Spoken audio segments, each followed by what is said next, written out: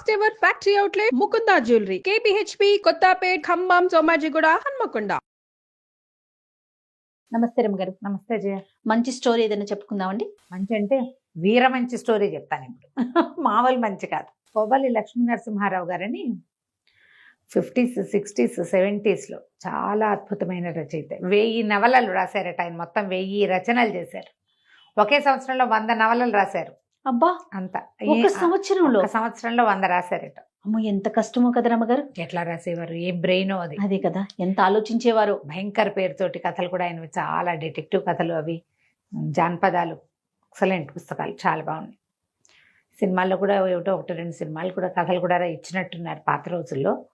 Cinema పేర్లు అయితే నాకు గుర్తులేదు, కానీ ఈ కొవ్వలి గారివి కొన్ని కథలు భలే ఇంట్రెస్టింగ్గా ఉంటాయి. సుఖ సప్తతి అంటే ఒక చిలుక చెప్పిన కథలు. ఈ చిలక ఇంట్రెస్టింగ్గా ఉంటాయి. కొంచెము అడల్టరీ స్టోరీసే సరిగా చెప్పాలంటే. అయితే దీన్ని కొంచెం చక్కగా చెప్పుకోవచ్చు. ఈ కాలానికి ఉపయోగపడే లాంటి విషయాలు చాలా ఉంటాయి. పిల్లలకి అని ఖచ్చితంగా నేను పిల్లల కోసం అని చెప్పట్లేదు, కానీ పెద్దవాళ్ళకి బాగా ఉపయోగపడతాయి, సరదాగా ఉంటాయి, కొంచెం డిఫరెంట్గా ఉంటాయి. జానపద గాథలు కాబట్టి ఒక మాదిరి వయసు వచ్చిన పిల్లలకు కూడా చెప్పచ్చు. ఇందులో ఈ సుఖ సప్తతి, సుఖ సప్తతి, సుఖం అంటే చిలుక, మెలిక సా, ఇది సా అనమాట. బ్రీఫ్గా చెప్తాను. మొత్తం కథలు అందులో ఉన్నవన్నీ ఏం చెప్పటం లేదు నేను. జస్ట్ మొదలు చివర, మధ్యలో 2-3 ఇంట్రెస్టింగ్గా, మరీ ఎక్కువగా ఇదిగా ఉండవు. ఎవరికి వాళ్ళు చదువుకుంటే వాళ్ళ ఇంట్రెస్ట్ ప్రకారం బాగానే ఉంటుంది, కానీ నేను చెప్పడానికి నేను కొంచెం మొహమాటపడి చెప్పట్లేదు అనమాట. అయితే పూర్వం ఒక వింధ్యారణ్యంలోనట ఒక పెద్ద మర్రి చెట్టు, చాలా పెద్దది.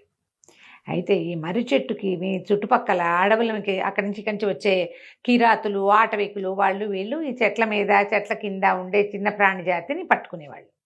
చిలకల్ని, వాటిని వీటిని. ఎక్కడి నుంచో ఒక చిలకల గుంపు వచ్చి ఈ మర్రి చెట్టు మీద వాలింది. ఒకసారి ఒక కిరాతుడు ఆ ప్రాంతం నుంచి కదిలి వెళ్తూ చూశాడమ్మో, ఎన్ని చిలకలు, ఆకుల్ని మించి చిలకలు కనపడుతున్నాయి అనుకున్నాడు. ఎలాగైనా ఈ గుంపుని పట్టేయాలనుకున్నాడు. సాధారణంగా ఈ పక్షులు పట్టడానికి ఏం చేస్తారంటే సన్నటి వల నేల మీద కొంచెం అంత ఎత్తులో 4 పుల్లలు, 4 వైపులా 8 వైపులానో పుల్లలు పాతి ఈ నెట్టుని బాగా లాగి పెడతారు. ఆ నెట్ లోపల పైనుంచి చూస్తే నెట్ కనపడదు, గింజలు కనపడతాయి. గింజలు జల్లేస్తారు. పావురాళ్ళు పట్టుకోవటానికి కూడా అదే మెథడ్. గింజ ఆకర్షిస్తుంది పక్షుల్ని. ఏ పక్షులు ఇన్ని గింజలు ఇక్కడ ఎందుకున్నాయి అటువంటివి ఆలోచించవు. అవును, అలాంటి పక్షికి ఆ ఊహే ఉండదు. మిరపకాయలు కనపడినా పావురాళ్ళు పడిపోతుంటాయి వాటి మీద. అవును, వాటి లక్షణం. ఇవన్నీ గింజల కోసం వాళ్తే ఆ నెట్ పట్టేస్తుంది వాటి గోళ్ళని. ఒక్కసారి ఆ వలలో గనక గోళ్ళు పట్టుకున్నాయంటే వాటికి ఇట్లా వంపుగా ఉంటాయి కదా కాలివేళ్ళు, గోళ్ళు ఎట్లా ఉంటాయి, ఆ వంపులు ఇరికిపోతాయి. ఇక అది విదిలించుకోలేకపోతుంది, వదలదు ఇంకా. అట్లా అవన్నీ ఏం చేశాడంటే చాలా పెద్ద నెట్ ఒకటి పరిచి బోలెడన్ని గింజలు జల్లి వెళ్ళిపోయాడు. వెళ్ళిపోతే సాయంకాలం పూట తను వెళ్ళేటప్పుడు పెట్టి వెళ్ళాడు. మర్నాడు పొద్దుటికి ఈ చిలకలు తెల్లవారేసరికల్లా వీటి కోసం వస్తాయి కదా తిండి కోసం, ఆ చెట్టు మించి దిగుతూ అవి చూసుకున్నాయి. మరీ అంత చెట్టు కింద ఏం లేదు, చెట్టు కొంచెం అవతలగా కనపడుతుంది. చూసేసరికల్లా ఉత్సాహపడిపోయి మొత్తం చిలకల గుంపంతా దాని మీద దిగిపోయింది.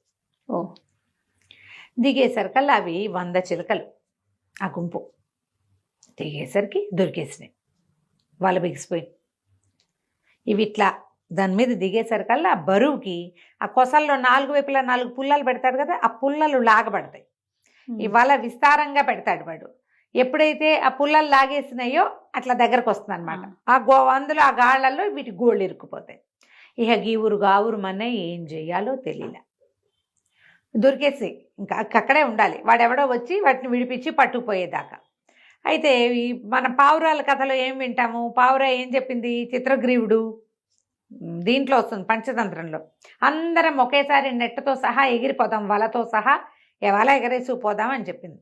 చిలకలకి అంత తెలివి లేదు, శక్తి కూడా లేదు. పావురాయికి ఉన్నంత శక్తి చిలక్కి తక్కువ ఉంటుంది. వీళ్ళు ఈ చిలకల్లో ఒక రాజు ఉన్నాడు, ఒక ఆయన, ఒక మగ చిలుక. అదేం చెప్పిందంటే, ఓ పని చేద్దాం, చచ్చిపోయినట్టు నటిద్దాం, అందరం పడుందాం, వాడు వస్తాడు కదా చచ్చిపోయిన దానికి భయం ఉండదు, ఇంకా వాడు ఎత్తి బుట్టలో పెట్టాడు, పక్కన పెడతాడు. ఒక్కోటి ఒక్కోటి ఒక్కోటి లెక్క పెట్టండి, 100 మన సంఖ్య. 100 పూర్తయ్యాక ఎగిరిపోదాం, అందరం ఒకేసారి ఎగిరిపోతే సరిపోతుంది అది. సరే చిలకలు సరే అనుకుని ఆ వేటగాడి రాక కోసం వెయిట్ చేస్తూ చచ్చినట్టు పడున్నాయి. అన్ని శ్వాస బిగించేసినాయి వాడి దగ్గరికి రాగానే. చిలక గుండె కొట్టుకోటల్లా. వాడు వచ్చి చూసుకుని ఇది ఇట్లా చచ్చిపోయినాయి, ఎక్కడైనా ఏ నీళ్ళలో తాగుంటాయి అన్నీ కలిసి గుంపుగా, అందుకు చచ్చిపోయినాయి. సరే వీటన్నిటిని చూద్దామని ముందేం చేశాడు, ఒక చిలకను ఊడదీసి తీసి పక్క పెట్టాడు. అది అటగే చచ్చిపడింది. పక్కన పెట్టగానే ఎగిరిపోయింది అనుకో, వాడికి తెలిసిపోతుంది ఎగర్లా. ఇతను 1 2 3 4 అని లెక్క పెడుతూ ఒక్కోటి పెడుతున్నాడు. పెడుతుంటే 99 చిలకల్ని పెట్టేశాడు పక్కన. బుట్టలో పెట్టలా. చచ్చిన వాటికి మళ్ళీ బుట్ట ఎందుకు, సంచిలో పడేసుకుని పోతే సరిపోతుంది. ఆడ విసిరేశాడు ఎడం చేత్తోటి. అయితే ఏమైంది, సరిగ్గా 100వ అంకె వచ్చే లోపల ఆ చెట్టు మించి ఒక ఎండిపోయిన ఒక ఆకు వీళ్ళు ఈ చిలకల దగ్గర పడేసరికల్లా అవేమనుకున్నాయి, అదే 100 అని అనుకుని ఒక్క ఎగురు ఎగిరినాయి. ఓహో, ఈ చిలక 100వ చిలక ఇతని చేతిలోనే ఉంది, ఇంకా వదలలేదు. ఇంకా వదల్లా. 99 ఒకే దెబ్బకి ఎగిరిపోయింది. ఎగిరిపోగానే వీడికి అర్థమైపోయింది, అమ్మా ఇవి నన్ను మోసం చేసినాయి, ఇదే జరిగిందని చేతిలో ఉన్న చిలక పీక పిసికిపోయాడు కోపానికి. దొంగ మొహాలు ఏదో ఐడియా వేసి అవన్నీ బారిపోయినాయి. పాప అవి ఎందుకు పొరపాటు పడ్డాయి, ఆ ఎండిపోయిన మర్రాకు వల్ల పొరపాటు పడి, మర్రాకు పెద్దది కదా బరువుకి, అది చిలకే పడింది అనుకున్నాయి. కళ్ళు తెరిచి చూడటల్లా అవన్నీ లెక్క పెట్టుకుంటున్నాయి నెంబర్లు. ఆ పడిన అదటికి 100ది పడిపోయింది అనుకున్నాయి. అవి ఎగిరిపోయినాయి. అన్నీ లెక్క పెట్టుకుంటాయి, వాడు లెక్క పెడుతున్నాడు, అవన్నీ లెక్క పెడుతున్నాయి. 100 అని ఇతను ఇక్కడే ఉన్నాయి, ఆ 100 అక్కడ పడింది. 100వ ఆకు వెళ్ళిపోయింది. ఇతను పిసికేసేసరికి పీక పిసికేపోయాడు కోపంతో. పటపట్లాడిపోయినాయి పళ్ళు, కోపం వచ్చేస్తుంది కదా, అంతేగా మరి. నేను పీక పిసికేస్తాను, అవన్నీ పోయినా నువ్వు ఎట్లా తప్పించుకుంటావు నా చేతిలోంచి అనగానే చిలకంది, వద్దు నన్ను చంపకు, నన్ను తీసుకెళ్ళి ఎక్కడైనా అమ్మేవా నీకు బోల్డ్ అంత డబ్బు వస్తుంది, నీకు ఎంత లాభం వస్తుందో, 1000 వరహాలకి 1 రూపాయి తక్కువ కాకుండా అమ్ము నన్ను అనేసరికల్లా ఆశ్చర్యపోయాడు. మనుషులు మాట్లాడినట్టు మాట్లాడుతుంది చిలక. చాలా ఆశ్చర్యపోయాడు. తన చేతి సరిగా పట్టుకుని అడిగాడు, నిజంగా 1000 రూపాయలకు అమ్ముడుపోతావా నువ్వు అని. రూపాయి తక్కువ కాదంతే అనేసరికల్లా సరే ఏం చేశాడు, ఆటవికుడు తన సంచి సామాన్లన్నీ తీసుకుని చిలకకి ఒక చిన్న తాడు మెడ కట్టి భుజాన్ని వేసుకుని తీసుకుపోయాడు. మామూలుగా చిలక మాంసం అమ్మేది వేరేది, మాట్లాడే చిలకలు జంతువులుని వాటిని అమ్మేది కొట్ల దగ్గరికి వెళ్ళి నుంచున్నాడు. నా దగ్గర ఒక బ్రహ్మాండమైన చిలక ఉంది, ఈ చిలక అమ్ముతాను అని. వారా వీరా ఎవరొచ్చినా 1000 వరహాలకి తక్కువ కాదంటాడు. 1000 ఇచ్చి అణాకి కొరగాని చిలకని ఎవరు కొంటారు, అణా పెట్టి కొనచ్చు దాన్ని. 2 3 ఉంటే 2 అణాలు ఇచ్చి 3 తీసుకుంటారు, కొత్తిమీర కట్టల్లాగా. అదే 1 అణా 3 ఎంతకి ఇస్తావు, 2 అణాలకి ఇవ్వు, అలా లెక్క పెడతారు. అలాంటిది పోయి ఇది ఏకంగా 1000 వరహాలంటే ఏమిటి తక్కువ. అయితే ఏమైంది, చిలక భలే అందంగా ఉంది, అది రెక్కలు కదపటము, తలెత్తి అటు ఇటు చూడటము భలే బ్యూటిఫుల్గా ఉన్నాయి. ఆ పక్షి అందం చెప్పరానిదనమాట, చాలా హుందాగా ఉంది. అయితే ఒక వ్యాపారస్తుడు ఒక ఆయన భార్యకి బహుమతిగా ఏదైనా తీసుకెళ్లాలని ఇక్కడికి వచ్చాడు. శెట్టి గారు, రత్నాల శెట్టి ఆయన, పెద్ద ఎత్తున అంటే వాళ్ళవి గ్రాండ్ స్కేల్లో ఉంటాయి కదా బిజినెస్లు. ఈ చిలకను చూసి ముచ్చటపడ్డాడు. 1000 అంటే చాలా ఎక్కువ, ఇంకొక రేట్ ఏదైనా చెప్పమన్నాడు. అనేసరికల్లా చిలకంది, ఆలోచించద్దు శ్రేష్ఠి, నన్ను తీసుకెళ్ళు, నీకు వీడికి 1000 వస్తే 1000కి 100 ఇంతలు లాభం తెచ్చిపెడతా నీకు, నన్ను నీతో తీసుకెళ్ళిపో అని పదే చెప్పేసరికల్లా ఈ శెట్టి గారు ఆ మాటలకి మరీ ముచ్చటపడ్డాడు. ఆ 1000 వాడి చేతిలో పెట్టి ఆటవిక్కడి చేతిలో ఆ చిలకను తీసుకుపోయాడు. ఒక చిన్న బంగారు పంజరం చేయించి తన వ్యాపార కేంద్రంలో పెట్టుకున్నాడు. ఎంత బాగా మాట్లాడేదో ఆ చిలక, పెద్దగా ఎగిరిపోయే ప్రయత్నం చేసేది కాదు. పంజరం నుంచి బయటకు వచ్చినా అక్కడక్కడే తిరిగేది. పళ్ళు గిళ్ళు మంచి మంచి పళ్ళు, వాటిలలో పళ్ళు పెడితే చక్కటి రుచికరమైన పండును సెలెక్ట్ చేసుకునేది. చాలా బుద్ధిగా ఉండేది. ఇక ఎన్ని రకాల బేరాలు చేసేదో, వచ్చిన వాళ్ళ వ్యాపారపు బేరాలు, ఇంకో 10 ఎక్కువ ఇవ్వండి, ఇది మీరు నష్టపోరు అని చెప్పటం. శెట్టి గారి బదులు మొత్తం బేరం అంతా చిలకే చేసేది. విచిత్రమైన కథలు చెప్పేది. అది రెక్కలు విప్పి నడుస్తుంటే ఏదో ఒక మహారాజు నడుస్తున్నట్టుగా ఉండేది, చాలా డిఫరెంట్గా ఉండేది. అయితే ఏమైంది, సరే ఆ చిలకతోటి చాలా కాలక్షేపం చేసేవాడు ఆయన. ఇంటికి వెళ్ళేటప్పుడు ఇంటికి కూడా తీసుకెళ్ళేవాడు, మళ్ళీ పొద్దున్నే తనతో పాటు తీసుకొచ్చేసేవాడు. ఈ శెట్టి గారికి మహాద్భుత సౌందర్యవతి అయిన మందారవల్లి అనే పేరున్న ఒక అందగత్తైన భార్య ఉండేది. అయితే ఒకనాడు ఆవిడ వాకిట్లో నిలబడి ఏదో మల్లె పువ్వులో ఏవో బేరం వెళ్తుంటే ఆ వాసన పీల్చడం కోసం అంత గుప్పమని వాసన వస్తుంటే వెళ్ళి మేడ మీద నుంచి. అదే సమయంలో ఈ దేశానికి ఆ ప్రాంతానికి రాజైన మలైకేతుడు అనే ఆయన రథంలో వెళ్తూ ఈ మహాద్భుత సౌందర్యవతి అయిన ఈ మందారవల్లిని చూశాడు. ఎంత బాగుంది, వివాహితైనా పర్వాలేదనుకున్నాడు. ఒక పరిచారికను పిలిచి ఆ అమ్మాయితోటి ఈ అమ్మాయికి కబురు చేశాడు. నేను ఎంతో ప్రేమగా ఉన్నాను, నీ మీద వచ్చి నాతో స్పెండ్ చెయ్యి, పెళ్లి చేసుకుంటా లేచకపోదాం కాదు, స్పెండ్ చేయమని పిలిచేశారు కల్లా సరే ఈవిడికి ఉత్సాహం వచ్చింది. రాజు అంతటి వాడు శెట్టిగారు ఎక్కడా, రాజుగారు ఎక్కడా, పైగా సౌందర్యాన్ని నువ్వు ఎంతో అందగత్తవంటే ఎవరంటే వాళ్ళ మీదే ఉంటుంది మనసు. భార్య కాబట్టి ఈయన ఎంత ముద్దుగా చూసినా ఈ కొత్తగా ప్రైజ్ చేస్తే ఒక రకమైన ఉత్సాహం వస్తుంది కదా. ఈవిడ కూడా కొద్దిగా ఉత్సాహపడింది, కానీ భర్త ఊళ్ళోనే ఉన్నాడని మాట్లాడకుండా ఊరుకుంది. రాజుగారు ఏం చేశాడు, ఒక రత్నాల వ్యాపారస్తుని ఈయన్ని పిలిచి, ఈ రత్నశెట్టి గారిని పిలిచి, నాకు వజ్రాలు కావాలి, కొత్త కిరీటం చేయించుకుంటాను, మన దగ్గర ఉన్నవేవీ కాదు, నువ్వు బయట నుంచి పట్టుకురమ్మని ఆయన ఊళ్ళో లేకుండా పంపించేసి ఈ అమ్మాయికి కబుర్ చేశాడు. నీ భర్త ఊళ్ళో లేడు కాబట్టి వచ్చి నన్ను కలవమని. ఆయన ఇక్కడికి రాల, ఈవిడ్నే అంతఃపురానికి రమ్మన్నాడు. సరే ఏం చేసింది, భర్త వెళ్ళిపోయిన రోజు రాత్రో మరుసటి రోజు రాత్రో చక్కగా సర్వాలంకార భూషితురాలయ్యి పల్లకి ఎక్కి వెళ్ళడానికి తయారైంది. ఈయన ఏం చేశాడు, రత్నాల శ్రేష్ఠి తను ఊరెళ్తూ, ఆయన వెళ్ళింది ఎక్కడ, దేశాంతరం, సముద్రం మీద వెళ్ళాలి. ఈ పక్షులు అవి కొత్త ప్లేస్ని తట్టుకోలేవు. అందుకని ఆయన ఏం చేశాడు, తన వ్యాపార కేంద్రంలో ఉండే చిలకని తెచ్చి ఇక్కడ పెట్టాడు ఇంట్లో. చిలకని జాగ్రత్తగా చూసుకోమని పని వాళ్ళకి అప్పచెప్పాడు, పెళ్ళానికి అప్పచెప్పాడు.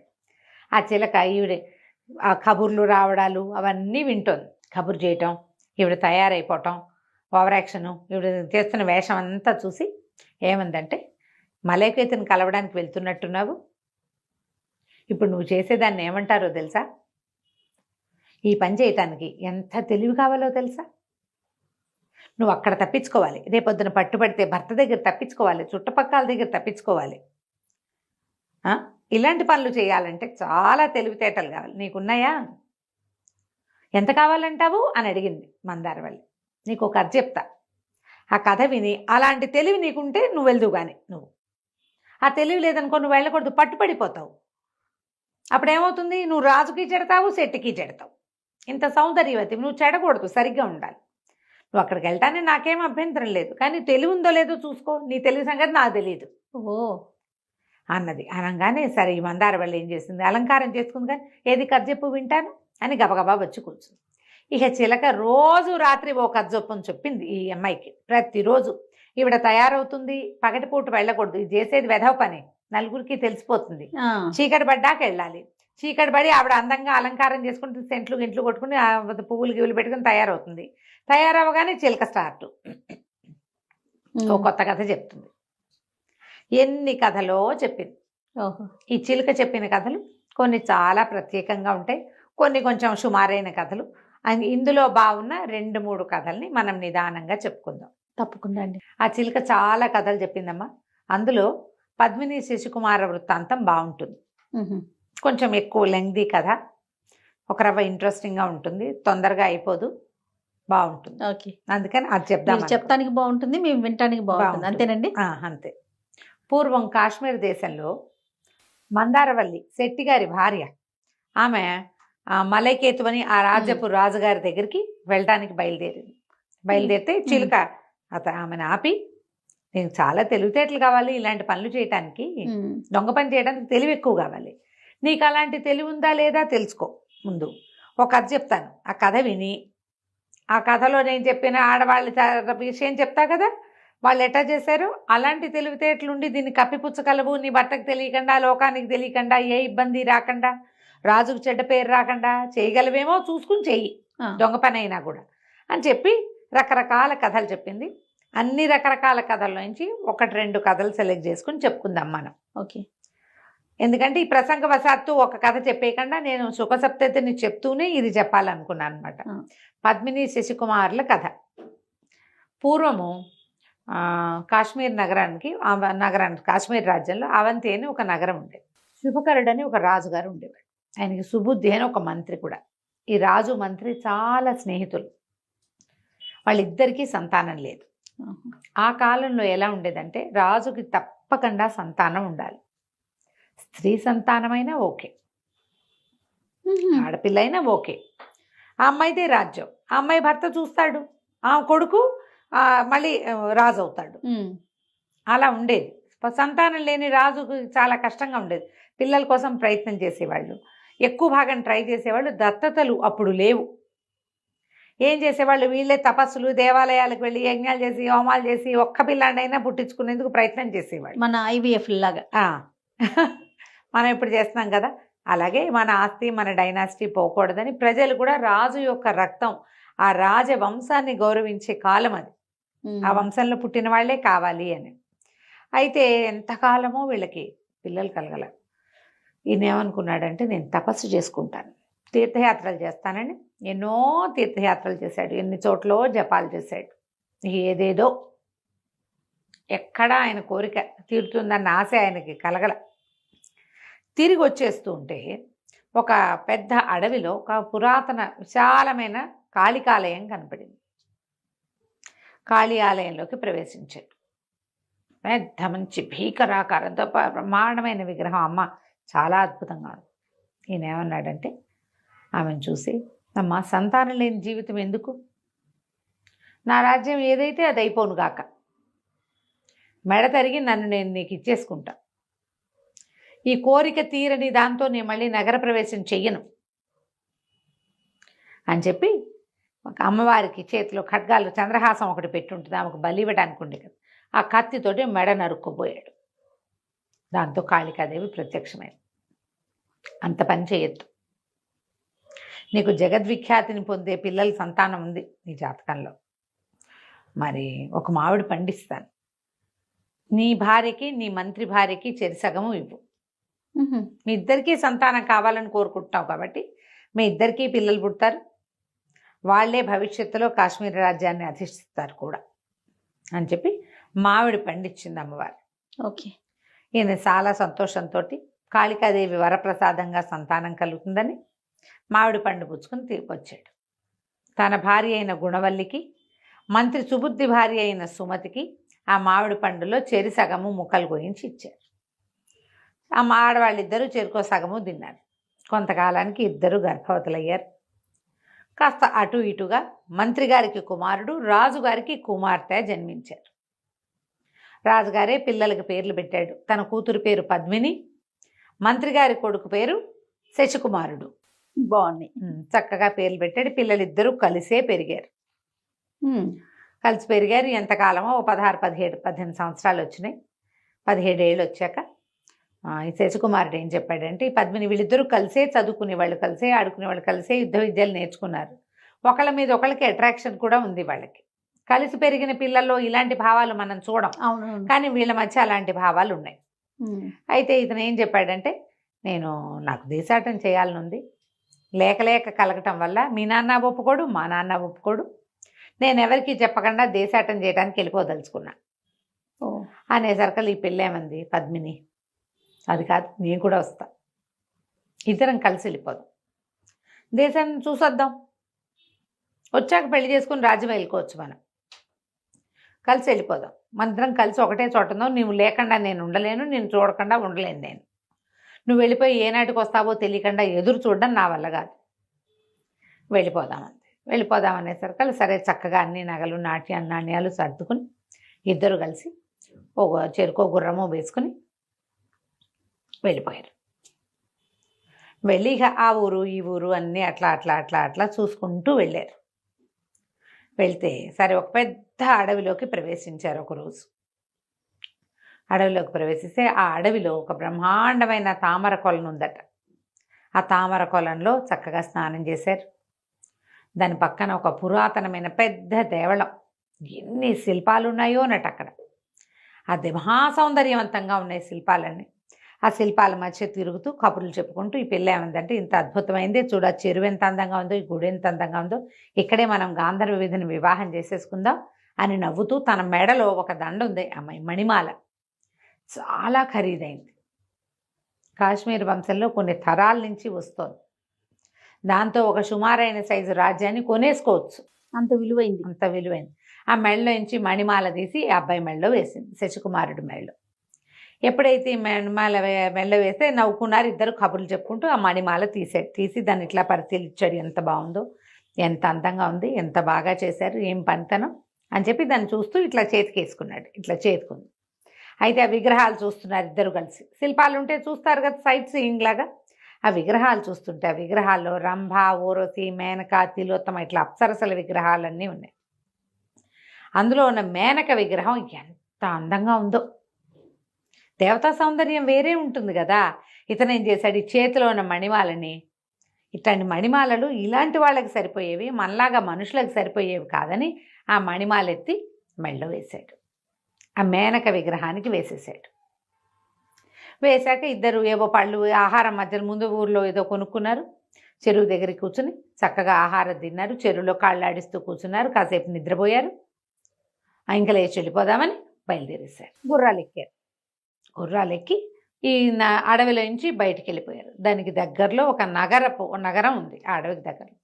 ఆ నగరం తాలూకు మొగదల్లోనే పెద్ద శ్మశానం ఉంది. అందాక వెళ్ళారు. వెళ్ళేసరికి ఆ శ్మశానపు వాకిట్లో ఒక ముసలమ్మ తెగేడు చేస్తోంది. అందంగా ఉంది, బొళ్ళు నగలేసుకుంది. ఇటు దగ్గరికి వెళ్ళారు. వెళ్ళేసరికల్లా ఈ పిల్లని చూసేసరికల్లా ఆవిడ, అమ్మ వచ్చావా అని చేతులు పుచ్చుకుంది. ఎవరమ్మా, ఎందుకు ఏడుస్తున్నావు, ఎందుకవ్వా ఇక్కడ నుంచి ఎందుకు ఏడుస్తున్నావని అడిగారు. అడిగితే, అయ్యా నేను అది ఆ అమృతవాహిని, ఆ నగరం పేరు. అమృతవాహిని నగరంలో చాలా పేరుగొన్న గణికని నేను, నళిని నా పేరు, నా కూతురు 16 ఏళ్ళది, ఇట్లాగే ఉండేదచ్చు.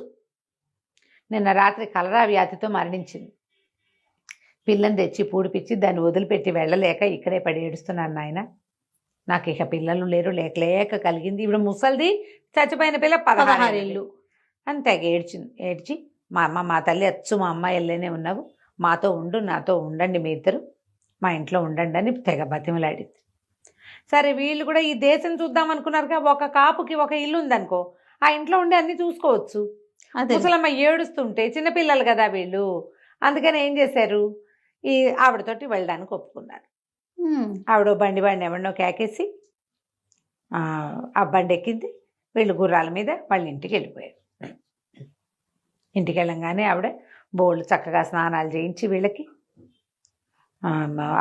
అలంకారాలు చేయించి, వస్త్రాలు అవి కట్టించి, చక్కగా నగలేసి మెళ్ళో, ఎంతో ముద్దుగా చూసుకుంటానమ్మా, నాతో ఉండండి, నా సొమ్మంతా మీకే ఇస్తాను, నేను ఎవరికి నాకు పెట్టేది లేదు, పోసేది లేదు. పిల్లుంటే దాని జీవితం ఇంకోలా ఉండేది, చిలకా గోరింకాళ్ళే ఉన్నారు, రతిదేవి మన్మధుడల్లే ఉన్నారని బోళ్ళంతా ముద్దు చేసింది. ఎప్పుడైతే ఈ మెళ్ళో నగలు ధరింపజేసిందో అప్పుడు ఈ శశికుమారుడికి గుర్తొచ్చింది. తను ఏం చేశాడు, మణిమాలని తీసి మేనక మెళ్ళో వేసేసాడు. అక్కడి నుంచి అన్నాడు, అయ్యో మణిమాలను వదిలేశాను, మరి తీసుకొస్తాను వెళ్ళి అనేసరికల్ ఆవిడ ఒప్పుకోలే. ముసలమ్మ, ఎందుకు, మనకి లేవా పోవా, వదిలేసి ఎవడో అదృష్టవంతుడికి దొరుకుతుంది అనేసరికల్ అట్లా వదలలేను, ఈ అమ్మాయి నా మెళ్ళో వేసింది, పైగా అది కాశ్మీర వంశపు గుర్తు, దాన్ని నేను వదిలిపెట్టలేనని, ఈ గుర్రం మీద ఎంతలోకి వెళ్ళొస్తాను నేను, నువ్వు రెస్ట్ తీసుకో, నేను ఇప్పుడే వెళ్ళొస్తా పద్మిని అని చెప్పి బయలుదేరి వెళ్ళిపోయాడు. గుర్రం వేసుకుని వెళ్ళాడు. శశికుమారుడు గుర్రం మీద మళ్ళీ వెనక్కి వెళ్ళాడు. ఏమిటి, మేనక మెడలో వేసిన మణిమాలని తెచ్చుకోవటం కోసం. సరే వెనక్కి వెళ్ళేసరికల్లా ఏమైంది, వెళ్ళిపోయాడు. దీని దాకా ఈవిడ వద్దు అంటూనే ఉంది ముసలావిడే, మన ఇంట్లో లేనివా నాయన, ఎందుకు వద్దని ఒక వేసాంగని ఒక ముసలావిడే వేసి మాతో వీళ్ళని అట్టు పెట్టుకుంది కదా ఇంట్లో. ఎంత చెప్పినా వినలేదు, గుర్రం ఎక్కి వెళ్ళిపోయాడు. వెళ్ళిన తర్వాత ఆ పురాతన దేవాలయం దగ్గరికి వెళ్ళి, అమృతవాహిని నగరానికి దగ్గరలో ఉంది అది, ఆ పట్టణానికి దగ్గరలో వెళ్ళి ఏం చేశాడు, ఆ మేనక మెడలో ఉన్నటువంటి ఆ దండ తీసుకున్నాడు. అది ఎట్లా చేశాడు, దగ్గరికి వెళ్ళి ఇట్లా తీసుకోకుండా గుర్రం మీద నుంచే అట్లా దాన్ని ఆ విగ్రహం దగ్గరికి వెళ్ళి కత్తితోటి దాన్ని ఇలా లేవదీసి, ఎలా లేవదీశాడో అలాగే ఇట్లా మెడలో వేసుకున్నాడు. అది పెద్ద మణిమాల. అయితే ఏమైంది, వీడి దురదృష్టం, ఆ మణిమాల ఆ పైన మేనక మెడలో ఉన్నప్పుడు అది బయట అవ్వండానికి బయట ఉన్న విగ్రహాలు అవన్నీ లోపల ఉన్నదేం కాదు, ఒక సన్నటి పొడుగాటి పాము పిల్ల విషం కలిగింది. ఓ. ఆ మణిమాలని చుట్టుకొని ఉంది. వీడు తనే చేత్తోటి ఇట్లా తీస్తే పాము కనపడును. ఏం చేశాడు, దూరం నుంచి కత్తితో తీసాడు కదా, అది కాస్త మెడలోకి వెళ్ళంగానే ఆ పాము ఏం చేసింది, కరిచేసింది. పాము కాటందుకున్న మరుక్షణము గిలగిల్లాడిపోయాడు. గుర్రం మీద ఉన్నవాడు గుర్రం మీద ఉన్నట్టే వాలిపోయాడు. దానికి అర్థమైంది పైన ఏదో జరిగింది, కానీ దానికి ఏం చేయాలో తెలియలే. సరే, అంతకుముందే దాన్ని రెడీగా ఊరు వైపుకి తిప్పాడు. అది అలా నడుచుకుంటూ పోయింది. ఆ పాము కరిచిన కాటుకి ఈ శశికుమారుడు కాస్త చనిపోయాడు. ఆ గుర్రం మీదే పడి ఉండిపోయాడు. ఆ పాము పిల్ల ఎక్కడికి వెళ్ళాల. ఆ మెళ్ళలో దండకు చుట్టుకున్నదిగా మెళ్ళలోనే ఉండిపోయింది. సరే, అక్కడి నుంచి ఏం చేసింది, గుర్రం ఊళ్ళోకి వచ్చింది. దానికి తెలుసు ఊళ్ళోకి వచ్చింది. ఇంచుమించుగా వీళ్ళ సందులోకి కూడా వచ్చేసింది. ఎక్కడైతే వీళ్ళు ఇంతకుముందు విడిచి చేస్తున్నారో ఆ సందులోకి వచ్చేసింది, కానీ కరెక్ట్గా వాళ్ళ గేటుని దాన్ని గుర్తుపట్టలేకపోయింది. గుర్తుపట్టలేక అటు ఇటు ఎగురుతుంది. ఆ ఇంటికి ఏంటంటే 2 తలుపులు ఉన్నాయి. అక్కడ ఆ లైన్ అంతా అదంతా ఒక వేసేవాటిక చాలా పెద్ద లైను. ఆ లైన్ నిండా ఇలాంటివే బేడలు, 2 గేట్లు అన్ని ఒకేలాగా ఉన్నాయి. ఆ గుర్రము ఆ పైన తన పైన ఉన్నవాడు స్పృహలో లేడన్న ఇది దానికి తెలిసింది. తోలబట్టల్లా అది జనరల్ గా గుర్తుపడతాయి, కానీ దానికి గాభరా వచ్చింది. వీడికి ఏదో అయిపోయిందని తెలిసింది. దానికి ఇంచుమించుగా మృతప్రాయుడుగా ఉన్నాడు. అది కథం తొక్కుతూ అక్కడక్కడే తిరుగుతుంది. అయితే అది ఒక మేడ దగ్గర నిలబడింది. ఆ మేడ మీద వేశ్యాంగన తాలూకు ఇల్లు. ఆవిడకి ఒక 18-19 సంవత్సరాలు 20 సంవత్సరాలు ఉన్న కూతురుంది, మంజుబాణని.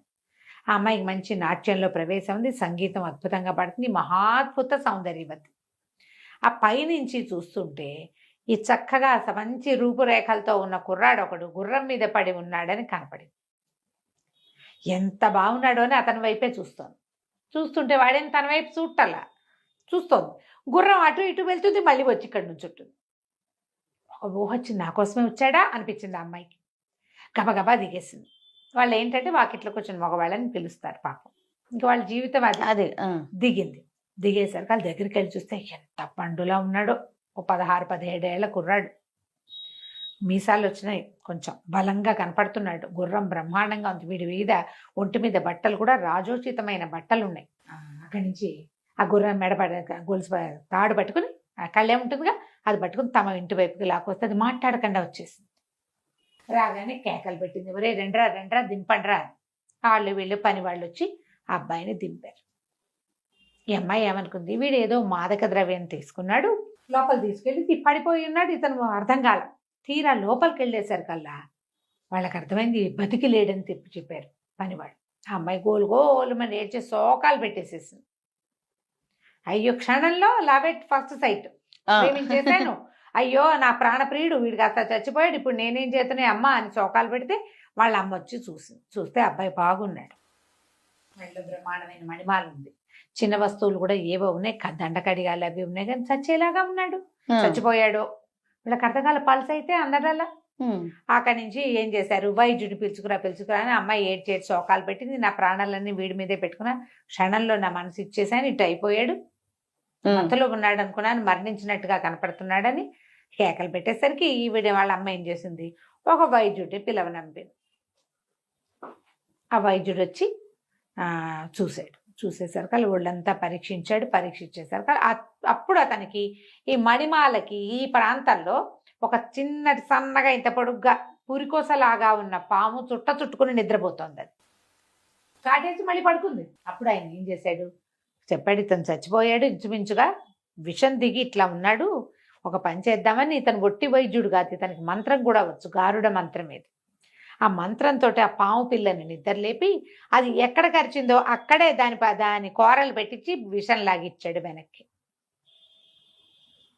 విషం లాగిచ్చేసి ఆ పామును కాస్త చంపించేసి వీడికి మెల్లిగా హార్ట్ బీట్ మొదలైంది. ఇతను ఏం చేశాడు, ఇక ఈ విషం ఎక్కిన వాళ్ళు ఒక రకంగా అలిసిపోతారు.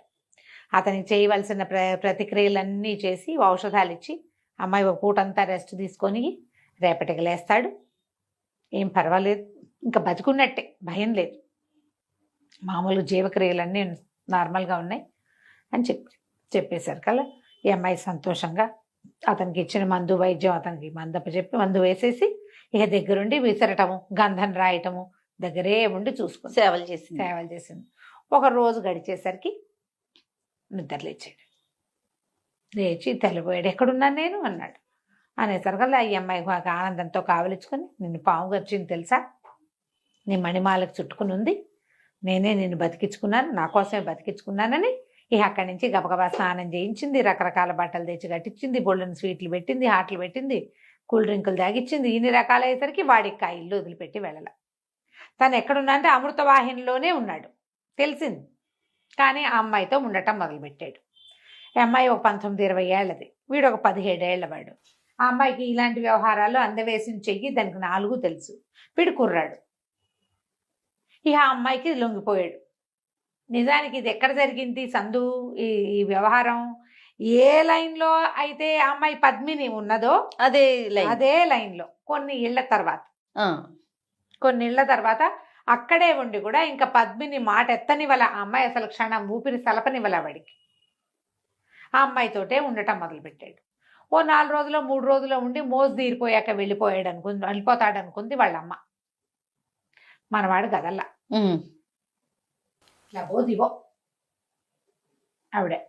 ఇంతలో ఎప్పుడైతే ఇతను సాయంకాలం అయినా తిరిగి రాలేదో ఆ పద్మిని ఏడవటం మొదలుపెట్టింది. సాయంత్రం అయింది, రేపైంది, 3వ రోజు అయింది, రాడే.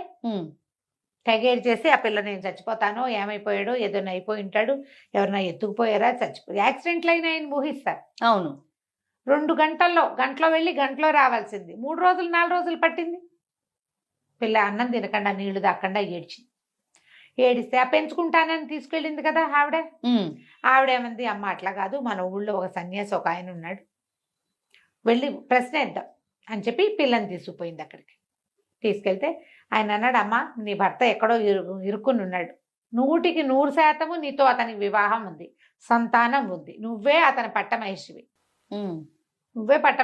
అతని దక్షిణ నాయకుడు, ఇంకా వివాహాలు ఉన్నాయి నీ భర్తకి, ఎక్కడో ఉన్నాడు, వస్తాడు, నువ్వు కంగారు పడద్దని ఈ పిల్లకి నచ్చజెప్పాడు ఆయన.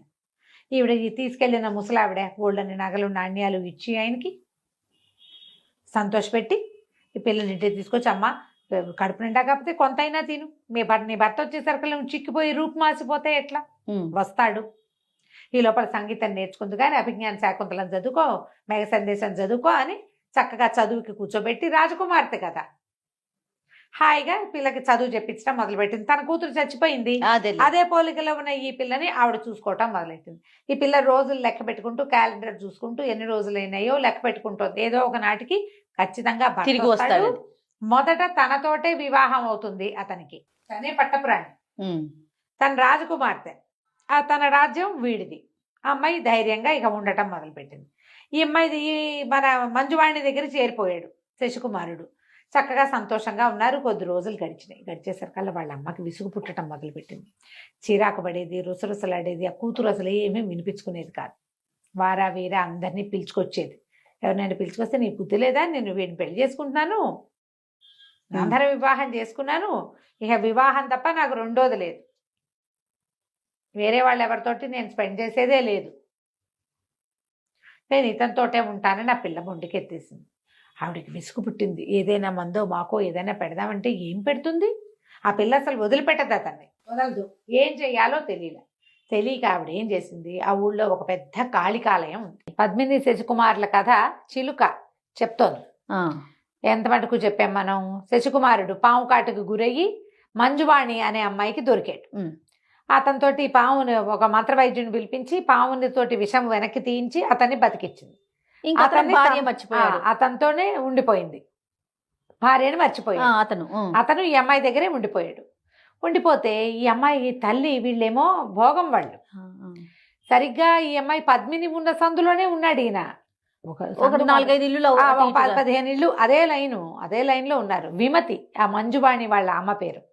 ఆ విమతికి ఎంత మంటగా ఉందంటే, పెద్ద వాళ్ళు రోజుకి 1000 వరహాలు ఇచ్చేవాళ్ళు సిద్ధంగా ఉంటే, వీడెవడో ఏభరాసి రోడ్డు మీద కనపడ్డ వాడితోటి వాడిని వదలకుండా ఈ రకంగా చేస్తుంది ఈ అమ్మాయి. ఎట్లాగైనా సరే వీడిని వదిలించేసేయాలి. పైగా ఆ అమ్మాయి కొంచెం పెద్దది, ఆ మంజువాణి ఇతనికంటే. ఇతను దొరికిపోయాడు. కాకపోతే చూసే వాళ్ళకి ఏమనిపిస్తుంది, అమ్మాయికి దొరికాడు అనిపించదు, అబ్బాయే వచ్చి వీళ్ళింటి మీద పడ్డాడు అనుకుంటా. అంతే. ఆ తల్లికి కూడా వీడెవడో రావడం వల్ల కదా ఈ పిల్ల ఇట్ట అయిపోయింది అని చెప్పి ఎట్లాగైనా వాడిని ఏదైనా చేసేయాలనుకుంది. ఏదైనా ఆహారంలో విషం పెడదామనుకుంది. ఆహారంలో ఏం పెట్టినా సరే ఆ అమ్మాయి ముందు తన రుచి చూసి బాగుంటేనే పెడుతుంది అతనికి. పిల్లకేమైనా అయితే పోనీ కత్తి పుచ్చుకుని ఏ రాత్రో మెండ నరుకుతా ఉంటే వాడు అతి సాహసుడు ఆ కుర్రాడు. అది చేయలేదు. అది కూడా చేయలేను, ఏం చెయ్యాలి అని ఆలోచించి ఆ ఊళ్ళో ఒక కాళికాలయం ఉంది, అమ్మవారు మంచి ప్రత్యక్ష స్వరూపిణి, అక్కడికి పోయింది. ఇంతకీ ఇవిడు వెళ్ళేసరికి ఆ కాలం ఏం కాలం, అమ్మవారు లేదుట, వ్యాహ్యాలకి వెళ్ళింది, బయటికి విహారానికి వెళ్తుంది. అమ్మవారు ఊరేగింపుకి వెళ్ళిపోయింది. ఆవిడ ఒక్కతే వెళ్ళిపోతుంది. వెళ్ళిపోతే దేవాలయం ఖాళీగా ఉంది. ఈ విమత ఏం చేసింట, ఆ దేవాలయం గర్భాలయంలోకి వెళ్ళిపోయి లోపల గడి పెట్టుకుని లోపల కూర్చుంది. ఈ ఊరేగింపుకి వెళ్ళిన అమ్మవారు వచ్చి కాళికాలయం లోపలికి రాబోయింది. కాళికాదేవి రాబోయేసరికల్లా తలుపు తెరిచలేదు. ఇదేమిటి నా తలుపు, తన ప్లేస్లో ఎవరో ఉన్నారని తలుపు తోసింది ఆవిడ. అప్పుడు ఈవిడ తలుపు తీయి నేను కాళికనని చెప్పింది. చెప్పేసరికల్లా లోపలన్న విమతంది, ఓ అమ్మ కాళికాదేవి, వాడెవడో దుర్మార్గుడు శశికుమారుడు అనేవాడు, అదేదో ఊరుట, వాడొచ్చి వారం రోజుల నుంచి మా ఇంట్లో బడి తింటున్నాడు, నా పిల్ల వాడితోటే ఉండిపోయింది, నాకు సంపాదన లేదు, పిల్లని వాడు వదిలేలాగా లేడు, నా పిల్లకి పిచ్చెక్కిపోయింది, వాడి పేడ విరగడి చేయి నాకు కోరుకునేసరికల్లా కాళికాదేవింది, శశికుమారుడా, వాడు కాశ్మీర్ అమాత్యుడి కొడుకు, నా వరప్రసాది, వాడి దగ్గర డబ్బులు లేకపోవటం ఏమిటి, వాడి మెళ్ళ ఉన్న వాళ్ళ మణిమాలే బోళ్ళంత ఖరీదు చేస్తుంది, ఈ రాజ్యాన్ని కొనేయచ్చు దాంతో, ఏం పర్వాలేదంటే ఈవిడ ఒప్పుకోలే. ఈ విమతి ఏమైనా సరే వాడిని తప్పించు, వాడు నీ వరంతో పుట్టినా ఇంకోటి పుట్టినా నాకొద్దు, నచ్చలా ఆవిడికి, నాకు నచ్చలేదు, నాకు రోజు డబ్బు ఇచ్చేవాడు కావాలి, వాడిని తప్పించు, నా వరంతో పుట్టిన వాడిని నేనేం చేయనంటే అయితే నేను తలుపు తీయనన్నది. తలుపు తీయననేసరికల్లా సరే ఈవిడేమంది, సరేనని, సరే తలుపు తీయి నీకు ఒక ఉపాయం చెప్తానంది కాళికాదేవి అనేసరికల్లా ఆ విమతి లోపల నుంచి తలుపు తీసింది. ఈవిడ పోయి కాళికా అమ్మవారు త్రిశూలం దాటించుకుంటూ వెళ్ళి తన పీఠం మీద కూర్చుని ఒక పంచవర్ణాల మందార పువ్వుని చేతిలో పెట్టింది. ఎట్టాగైనా వాడిని ఎత్తి మీద పెట్టు, దీన్ని చీలక అయిపోయి లేచిపోతాడు, ఆ పువ్వు పోతే గాని వాడికి ఇది ఉండదు, స్పృహ రాదు అని చెప్పింది. వాడిని నువ్వు సంహరించలేవు, వాడిని చంపలేవు, వాడిని తప్పించలేవు, వాడినల్లా మాయ చేయగలటమే మాత్రమే నువ్వు చేయగలవని మందార పువ్వు చేతిలో పెట్టింది. ఈ విమతి ఎంతో సంతోషించి కాళికాదేవికి ప్రాణాచారం పడి, నన్ను క్షమించు, నిన్ను వాకిటో నుంచోబెట్టినందుకు నన్నేమి శపించద్దు, కోపించద్దు నా మీద, నా కూతురు కోసమే ఇదంతా, నా కులవృత్తి చేసుకోవాలి, కానీ నేను ఈ రకంగా రాజకుమారులు అమాత్య కుమారుల వెనకాల పడి మా పిల్ల ఇట్టా ఉంటే ఎట్టా కుదురుతుంది అని చెప్పి ఏం చేసిన మందార పువ్వు తీసుకొచ్చేసింది ఇంటికి తీసుకొచ్చి మర్నాడు పొద్దున్నే అల్లుడు గారు రండి మీకు నెత్తికి నూనె అంటుతానని చక్కగా కుర్రాన్ని తీసుకొచ్చి, జుట్టు సీగ ఉంది అబ్బాయికి, ముడి అప్పట్లో జుట్లు పెద్దవి ఉండేవి కదా, మగవాళ్ళకు కూడా సీగ ముళ్ళు ఉండేవి బాగా, ఇంత పెద్ద పెద్ద జులపాలు, అది ఇట్లా గట్టిగా ముడేసుకుని దాని మీద ఒక ఆభరణం ఏదో పెట్టుకుంటాడు. ఇవిడ ఏం చేసింది, ఇది పమిట్లో మందార పువ్వు దాచిపెట్టుకుని చెలికత్తెల్ని అటు ఇటు పంపించేసి చల్లగా ఈ కుర్రాడి నెత్తి మీద ఆ పువ్వు పెట్టేసింది. సిగ ఊడదీసి నెత్తి మీద పెట్టేసరికల్లా ఉన్నట్టుండేముంది, కూర్చున్నట్టు చిలకైపోయాడు. 5 రంగుల పంచవర్ణాల చీలుకగా మారిపోయాడు. మారిపోవటం ఏంటి, కీమ నరిచి ఒక చీలుక అనగానే దాని లక్షణం ఏమిటి, ఆకాశంలోకి ఎగిరిపోవటం, కూర్చుని ఆలోచించేది లేదు. అక్కడి నుంచి ఒక్క ఎగిరిపోయేసరికల్లా ఆ అమ్మాయి పైనుంచి కిందకు వచ్చేసరికల్లా ఏడి నామ విభుడు అనేసరికి విభుడు లేడు, ఏమీ లేదు, నూనె గిన్నె సునిపిండి గిన్నె అన్నీ ఉన్నాయి, అబ్బాయి లేడు. ఆ పిల్ల లబో దిబోమని ఏడ్చింది మంజువాణి.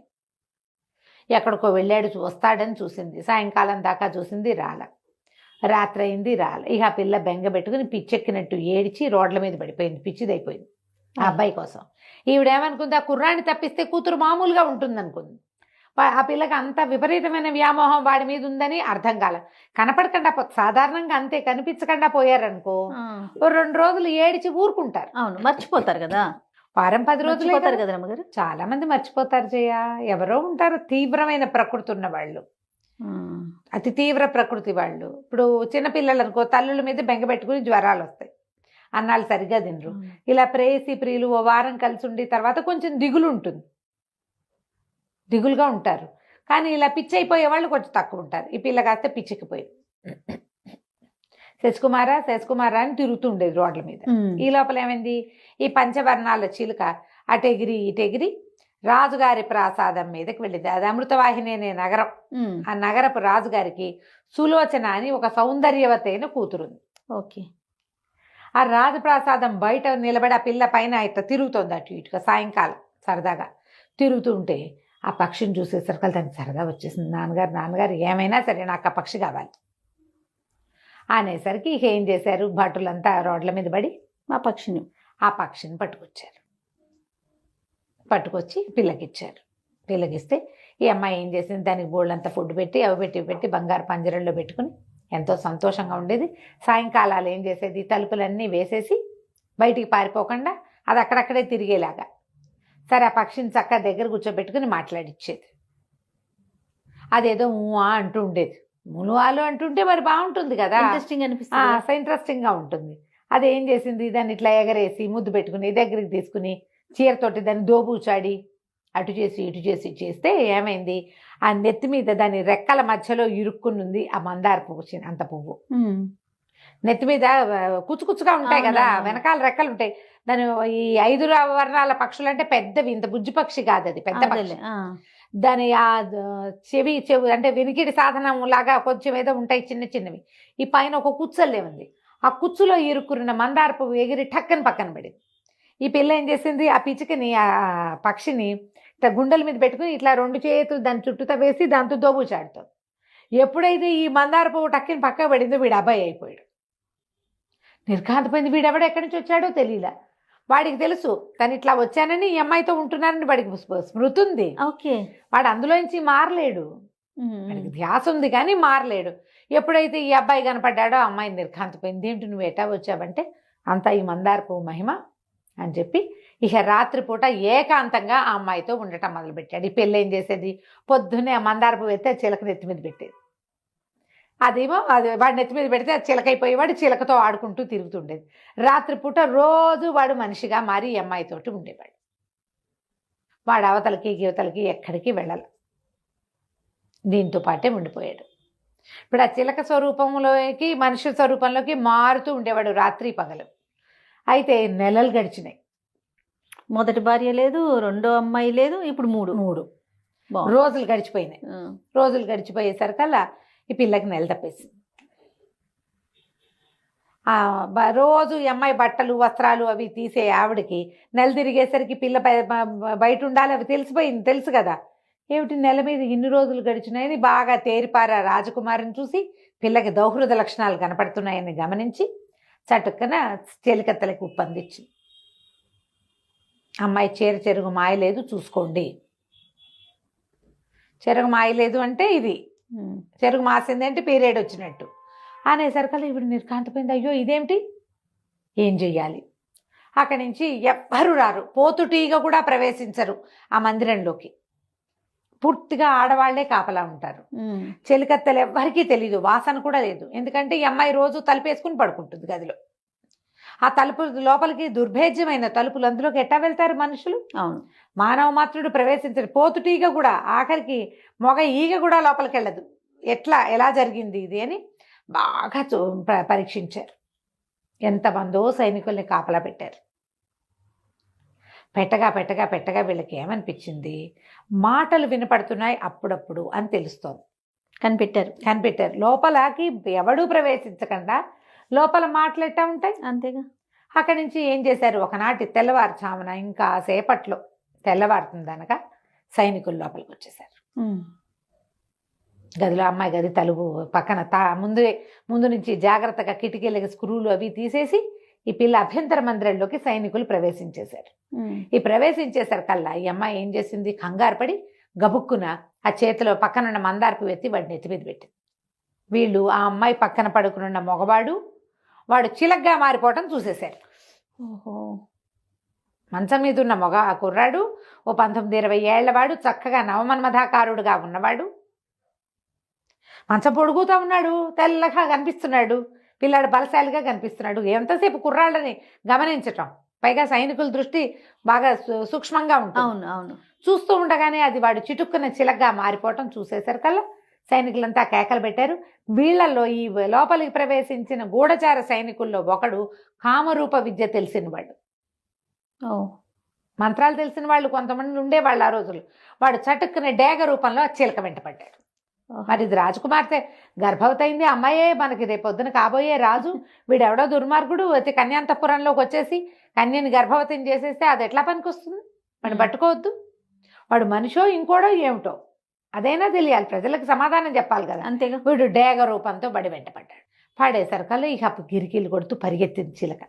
వాడు చిలకగా మారాడు, కానీ చిలకలాగా తిరగడానికి వాడికంత ప్రాక్టీస్ లేదు శశికుమారుడికి.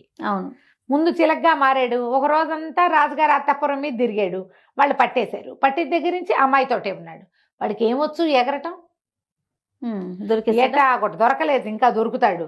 ఇక పరిగెత్తాడు, ఎగిరాడు, దూకాడు. ఈ లోపల సైనికులు కొంతమంది రాజుగారితో చెప్పారు, ఎవడో కుర్రాడు వాడు చిలకగా మారిపోయాడు.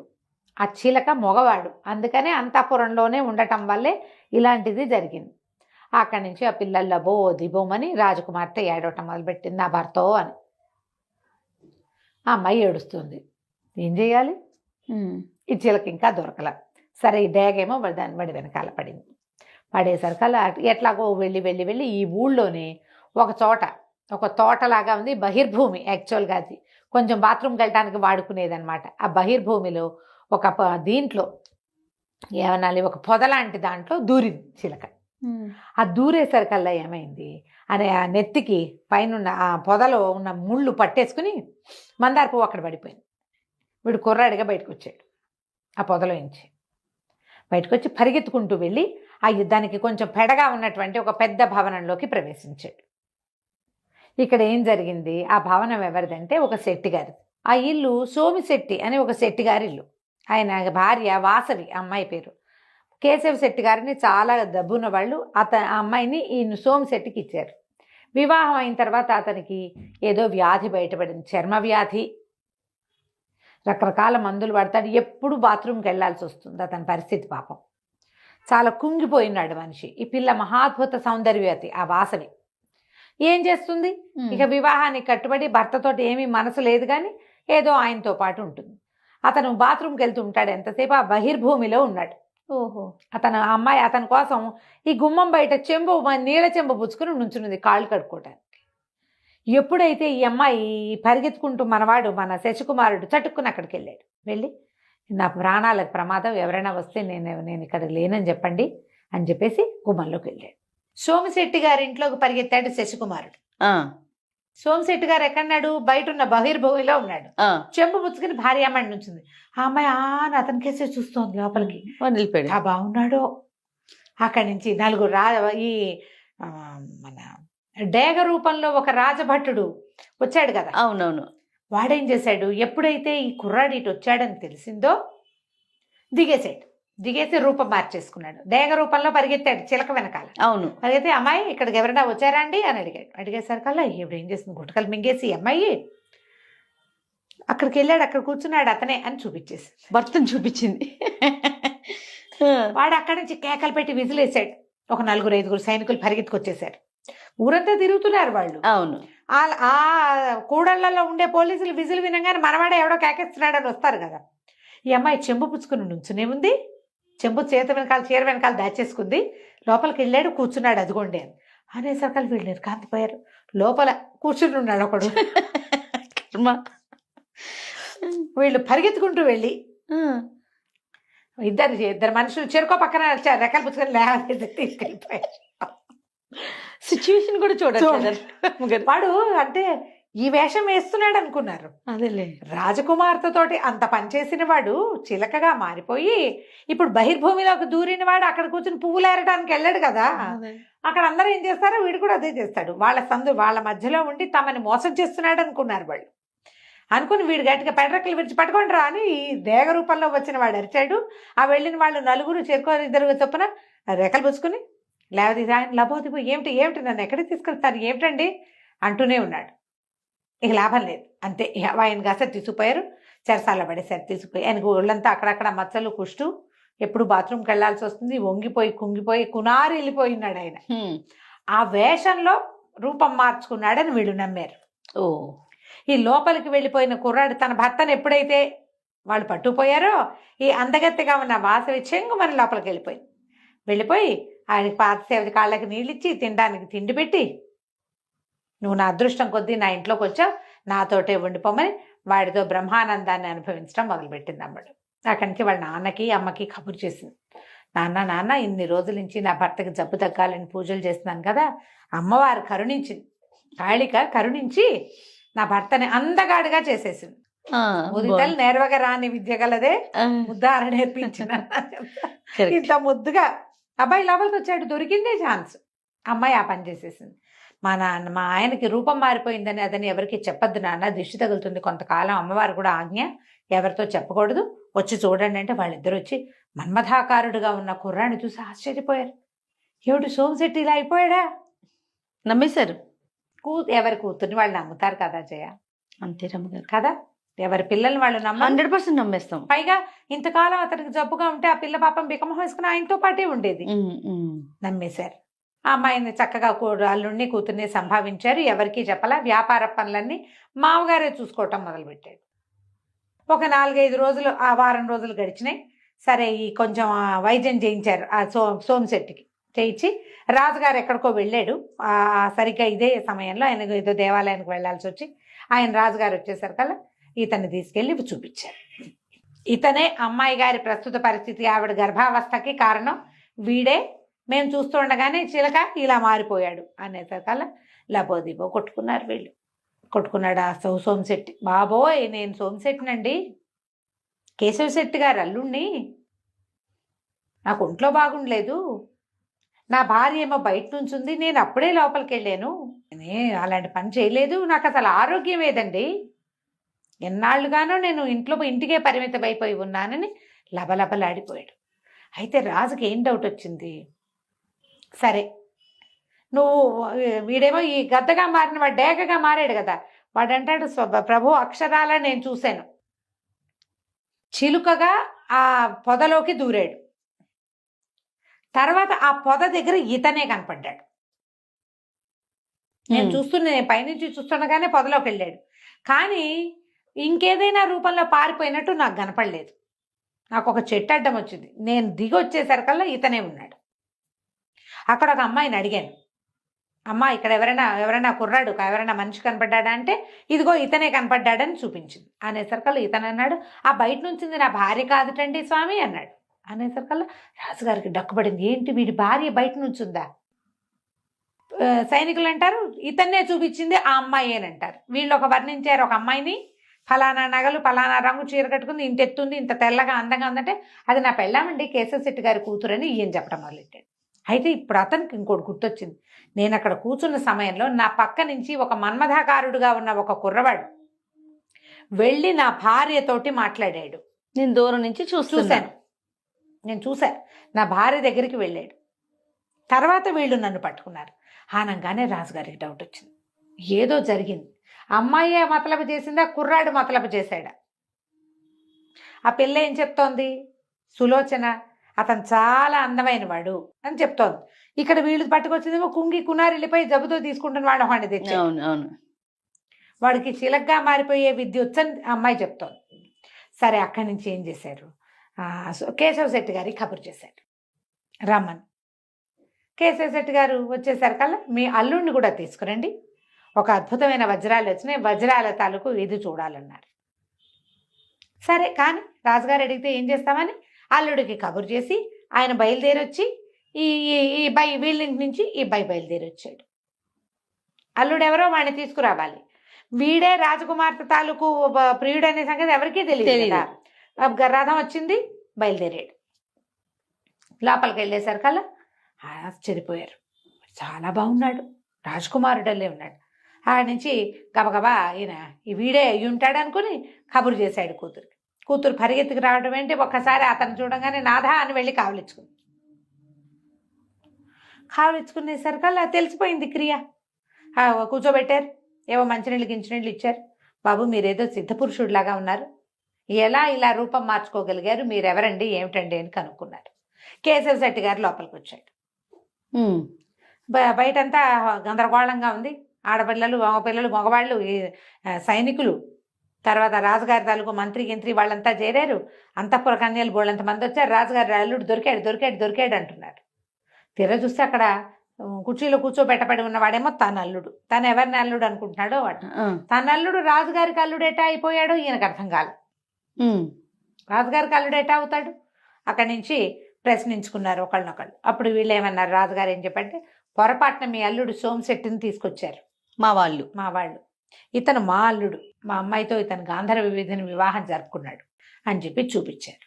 చూపిస్తే ఇతను ఏం చెప్పాడంటే, వాళ్ళకి చెప్పాడు క్లియర్గా, నేను ఫలానా రాజుగారి మంత్రి గారి అబ్బాయిని, ఏదో రాజ్యం ఉజ్జయిని, కాశ్మీరామాత్యుని కుమారుణ్ణి అని చెప్పాడు. చెప్పేసరికి వీళ్ళు ఆశ్చర్యపోయారు. ఎటా వచ్చావు, ఏంటి, ఎలా జరిగింది అంటే, తను జరిగిందంతా చెప్పి, ఫలానా వీధిలో పద్మిని కాశ్మీర్ రాజ కుమార్తె ఉన్నది, ఆమె నా భార్య, మేమిద్దరం కలిసి బయటకు వచ్చాం, ఇట్లా జరిగిందని చెప్పారు. చెప్పేసరికల్లా సరే ఈయన వెంటనే అక్కడికి కబురు చేసి ఎవరింట్లో పద్మిని అనే కాశ్మీర్ రాజకుమార్తె ఉన్నదో కనుక్కున్నారు. కనుక్కుంటే నళిని వాళ్ళ ఇంట్లో ఉంది. వెంటనే ఆవిడ్ని చక్కగా రాజోచిత ఆమె పల్లకి అది పంపించి అమ్మాయిని రప్పించారు. ఇది చూడంగానే కావలించుకుని చేసి, ఏమైపోయావు ఇంతకాలం అని. వీళ్ళిద్దరూ చిన్నప్పటి నుంచి కలిసి పెరిగిన వాళ్ళు. అవును. అక్కడి నుంచి ఈయన అన్నాడు, మా అమ్మాయిని వివాహం చేసుకో, మా పిల్లేమో గర్భవతి కదా అని చెప్తే, సరే ఇంటికి వెళ్ళి పెళ్లి చేసుకుంటాను. సరే ఆల్రెడీ గాంధర్వ విధిని వివాహం అయిపోయింది కదా, ఏనుగు ఎక్కించి ఊరేగిచ్చారు. యువరాణి గర్భవం పుట్టిది, అదేదో అక్రమ సంబంధం కాదు, సక్రమ సంబంధమే. కాశ్మీర రాజామాత్యుని కుమారుడే పెళ్లి కుమారుడని దీని మీద ఏనుగు మీద ఎక్కించి అంబారి మీద ఎక్కించి ఊరేగిచ్చారు. ఆ అంబారి మీద కూర్చొని వెళ్తూ ఉంటే ఆ సూలో మన మణిమాల ఏదో దాని పేరు మంజువాణి అమ్మాయి పిచ్చి అయిపోయింది. ఇతను కనపడక పిచ్చిదానిలాగా తిరుగుతుంటే ఇతను ఆశ్చర్యపోయాడు. ఈ అమ్మాయి మంజువాణి, నాకు పాము కరిస్తే ఆ పాము విషయాన్ని తీయించింది తనే, తన దగ్గరే 15 రోజులు ఉన్నాను నేను అనేసరికల్లా ఈ రాజుగారి భటులు ఆవిడని తీసుకెళ్లి చక్కగా స్నానాలు అవి చేయించి ఆవిడ్ని తన దగ్గరికి చేర్చారు. 3 అయ్యారు అమ్మాయిలు. సరే కాశ్మీర్ రాజ్యానికి బయలుదేరుతుంటే ఇతని జ్ఞాపకం వచ్చింది. పాపం ఆ వాసవి నన్ను ప్రేమించింది. ఇంతలో ఏమైంది, సోమిశెట్టి కాస్త మరణించాడు. చెరసాలలో 10 వారం రోజులు ఉన్నాడా. ఇల్లు చేరేసరికల్లా ఒక రకమైన శ్రమకు లోనయ్యి అతను మరణించాడు. ఆ అమ్మాయి విధవరాలు అయిపోయింది. అయితే ఇతను రాజుగారికి చెప్పాడు, అమృతవాహిని పట్టణపు రాజుగారికి, అమృతవర్మ ఆయన పేరు, ఫలానా కేశవ శెట్టి గారి కుమార్తెను కూడా వీళ్ళతో పాటే నేను చేపడతాను, ఆమెను కూడా నాతో పాటు పంపించేసేయండి. ఆ వాసవిని కూడా వీళ్ళకి రాజకుమార్తె వెనకాల తోడిచ్చి పంపించేశారు. ఈ 4 అమ్మాయిలతోటి కాశ్మీర్ రాజ్యానికి చేరి రాజకుమార్తెను పెళ్లి చేసుకుని తర్వాత కాశ్మీర్ రాజ్యానికి రాజయ్యాడు. ఈ కథ చెప్పింది చిలుక. ముందు ఈ కథలు చెప్పి అంటే వర్తకుడి భార్యకి చెప్తోందన్నమాట. నువ్వు చూడు, ఇలాంటి కథలు ఉన్నాయి లోకం అంతా. ఎంతెంత తెలివిగా అమ్మాయి చూడు ఏం చేసిందో, తన భర్తని అక్కడ కూర్చున్న వాడిని చేసే భర్తగా వాడే దొంగని చేసి వాళ్ళకి అప్పచెప్పింది. అలాంటి తెలివి ఉండాలి ఇలాంటి పనులు చేయాలంటే. నీకు లేదు, నీకు అంత తెలివితేటలు లేవు. ఆలోచించుకోండి. కథ అంతా విన్నాక ఏమవుతుంది, నిద్ర వస్తుంది. కథ వినేసరికి నిద్ర రాదు. ఎవరైనా చెప్తుంటే రాత్రిపూట మరీ కళ్ళు మూతలు పడిపోతాయి. నిద్రపోయింది ఇంకా ఆ రోజుకి వెళ్ళలేదు. ఇలాంటి ఎన్నో కథలు చెప్పి ఆ చిలుక ఈ వ్యాపారస్తుడి భార్యని రాజుగారి దగ్గరికి వెళ్ళనివ్వకుండా చేసింది. దీంతో పద్మిని శశికుమార్ల కథ సమాప్తం. ఇంకా బోల్డ్ అని కథలు ఉన్నాయి జయ, అన్ని ఏవో ఇలాగే రకరకాలు. ఇంట్రెస్టింగ్ గా ఉండే కథ ఇంకొకటి ఉంది, అదొకటి చెప్తాను, 2 భాగాల కథ. దాని తర్వాత ఈ కథ చిలక ఎక్కడి నుంచి వచ్చింది అనే ఎండింగ్ ఇద్దాం. తప్పకుండా అండి. రైట్. నమస్తే. నమస్తే జయ.